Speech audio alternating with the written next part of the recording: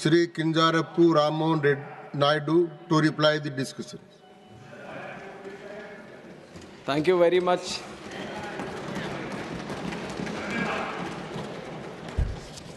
Thank you very much, sir, for giving me the opportunity. And in fact, I would like to start by giving my thanks to all the speakers who have participated in this important bill. And right from Syed Nasir Hussain ji, Raghav Chadda ji, Shambhu Patel ji, Sagarika Ghosh ji, Kanimoy ji, Ghanshyam Tiwari ji, Ramji Lal Suman ji, Niranjan Reddy ji, Shri Brijlal ji, Sulata Dev ji, HD, former Prime Minister who is also here, HD Devegowda ji, Fauzia Khan ji, Santosh Kumar ji, Bhim Singh ji, Haris Biran ji, Geeta Chandra Prabha ji, A. Rahim ji, Parmal Salam Singh ji, Mission Ranjan Das ji, Ramchandra Jangra ji, Ajit Madhavrao ji, Priyanka Chaturvedi ji and Sushmita Dev ji.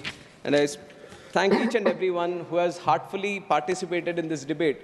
And through this debate, many suggestions which are very, very important for us as a ministry to know. Some of the feedback is very, very important for us to know that has come through all the speakers. And some have maybe crossed the line a little bit and used this debate for their own political purposes. I would not delve too deep into that because that is something the opposition, it has a right to do it and it keeps doing it all the time. But I'll keep the debate very positive and I'd like to comment on all the important suggestions that have come in. And I would like to start also by addressing the elephant in the room, which is about the name of the act, Bharatiya Vayuyan Vidhayak.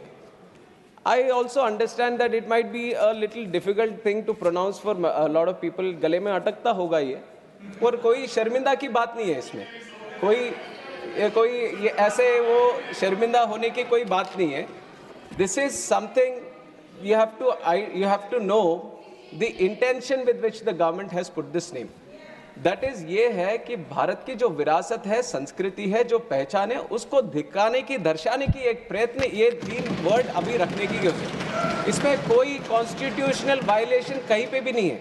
जो भी articles mention किए गए हैं, उसका कोई भी कहीं पे भी उसका ऑपोजिशन या कुछ किया नहीं है. One of them is Article 348(1) has been mentioned, which says about the authoritative text. That is definitely in English, it is there. And also the bill is, it's been mentioned about Article 120, but that also there is no violation about it. And the official language act also, it is in accordance with it. So there is no point of constitution, but there might be a feeling that something has been imposed. And I also am a very proud Telugu person. I speak Telugu language, I write Telugu language, and I am proud of my culture and my upbringing. So you might be questioning, you are a Telugu person, how can you allow this kind of this thing? अरे हमारे तेलुगु में भी भारत तो भारत ही बोलते हैं. वायु is also a Telugu word. So Bharatiya Vayuyan Vidhayak becomes half Telugu for me also. So it is a mixture of all the languages here. It is like everyone coming together, we want to this thing.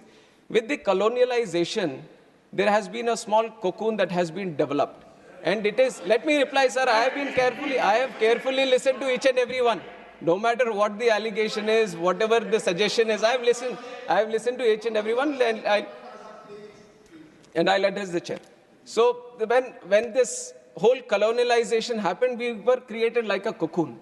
Now, under the leadership of Honorable Prime Minister Narendra Modi ji, we want to break that cocoon and bring the butterfly out and show the colors of true India, and that is what we are doing here. And this name is a small indication towards it. The text is there in English, so there shouldn't be any problem for any English-speaking person to, in fact, get afraid that there are 3 words here. कभी तो अभी लगेगा कि Copernicus lane है यहाँ पे, किसी के गली में अटकता है तो बदल दे क्या उसको?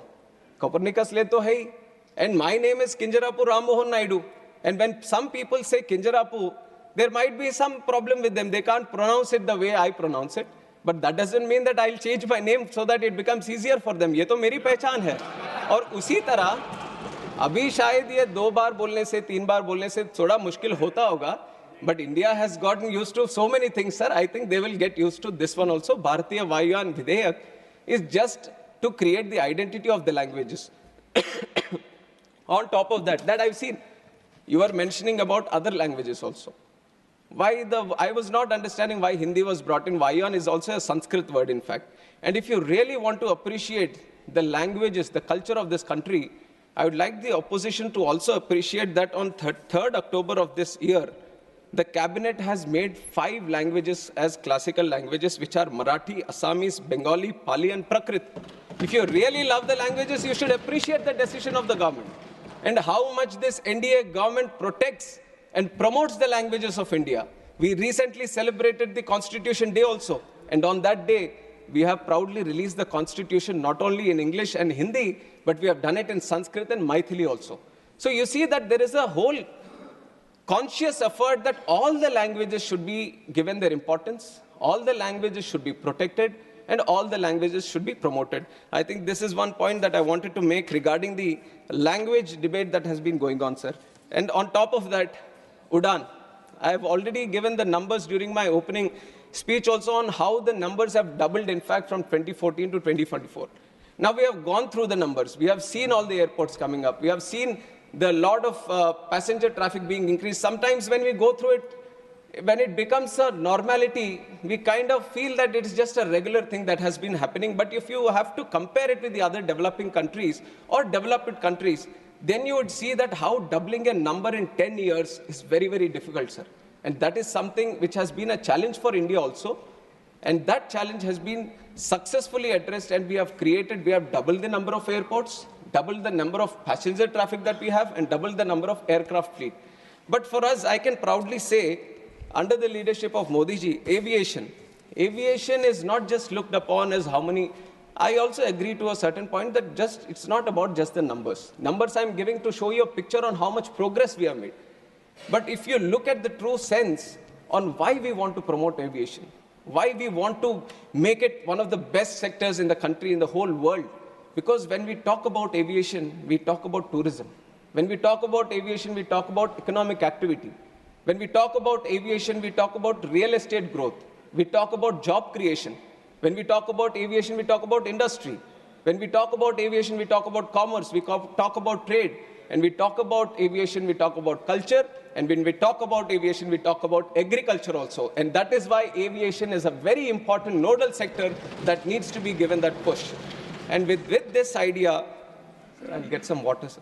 Please.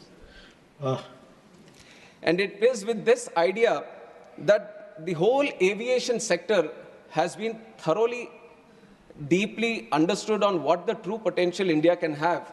And we have seen that there are multiple gaps also. Now 90,000 crores capex has been put into the infrastructure to create the infrastructure in airport infrastructure. But creating infrastructure, that itself is one challenge. And when I took the charge as a minister for this aviation, sir, I have promised the people of this country that, ma'am, thank you. Thank you. She has always been so caring, sir. Like a mother, always. Thank you, ma'am. So, when we look deep, it is not about just creating the infrastructure, but it is about connecting them also. Now, you can spend a lot of money, you can create the infrastructure, you can create more airports, but the ultimate challenge, thank you, the ultimate challenge is how do you connect?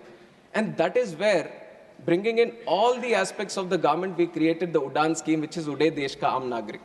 Through the Udan scheme, the challenge of these airlines, because it is a market-driven industry, where they feel there might be a non-viability in running a route, the government has taken the responsibility a little bit on himself, and it has said that why don't we provide the viability gap funding? It was the first time that it has been done at such a large scale.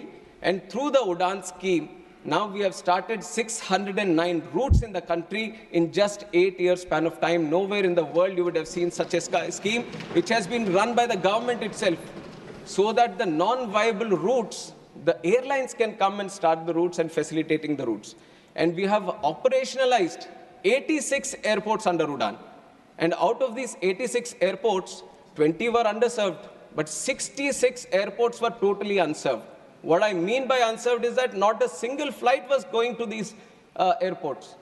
But that was a challenge the government has taken up. Now we have constructed the airports, but we have to start the airline connectivity also. And through the Udan scheme, we have given the viability gap funding, and we were able to run all these airports. We were giving them those connections, which was very, very required for the people of that state or of that region or of the airport. And we have operationalized 86. and we can proudly say that Udan has been a real success story of the Indian aviation, which are showcasing to the whole world under the leadership of Narendra Modi ji.